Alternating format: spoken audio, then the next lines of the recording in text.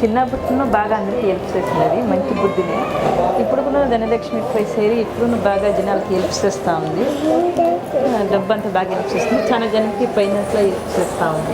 ఇప్పుడు చాలా మంచి బుద్ధిని. ఏంలో కానీ కోఆపరేటివ్ చేస్తూ ఉంది, ఫ్రెండ్లీగా ఉంటుంది. ఎక్కడ పోతేనే ఉంది, ఇక్కడ ఇంట్లోనే కాదు బయటనే ఉంది, ఫ్రెండ్లీగా కోఆపరేటివ్గా ఉంటుంది. మంచి చెల్లెలు చిక్కింది నాకు ఒకే ఒక చెల్లెదా, but I'm happy with my sister.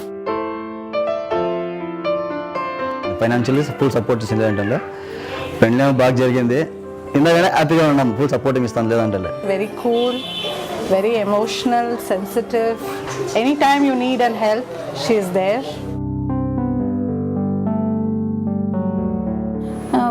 வீட்டில் வேலையெல்லாம் பண்ணுவாள், ஆனாலும் டைம் கிடையாது.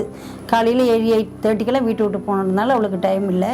அதனால் ஈவினிங்கில் வந்துட்டு அவங்க அம்மாவுக்கு ஏதோ கொஞ்சம் ஹெல்ப்பெல்லாம் பண்ணுவாள். ಹೇಮ ಅವ್ರಿಗೆ ಒಳ್ಳೆ ಮಾನವೀಯತೆ ಇದೆ. ಅವ್ರು ಇನ್ನೊಬ್ಬರ ಕಷ್ಟ ಸುಖಕ್ಕೆ ಸ್ಪಂದಿಸ್ತಾರೆ. ಅಕ್ಕಪಕ್ಕದವರು ತುಂಬ ಚೆನ್ನಾಗಿ ಹೊಂದ್ಕೊಂಡು ಹೋಗ್ತಾರೆ. ನಮ್ಮ ಹತ್ರನೂ ಅಷ್ಟೇ, ನಾನು ಸ್ವಲ್ಪ ಹಾರ್ಟ್ ಪೇಷಂಟು. ನಿಮ್ದು ಆಗಿದ್ರೆ ನಮ್ಗೆ ಹೇಳಿ ಆಂಟಿ ನಾವು ಮಾಡಿಕೊಡ್ತೀವಿ, ನೀವು ತೊಂದರೆ ತಗೋಬೇಡಿ ಅಂತ ಮಗಳ ಥರ ಮಾತಾಡ್ತಾ ಇದ್ವಿ. ತುಂಬ ಕ್ಲೋಸ್ ಆಗಿದ್ವಿ.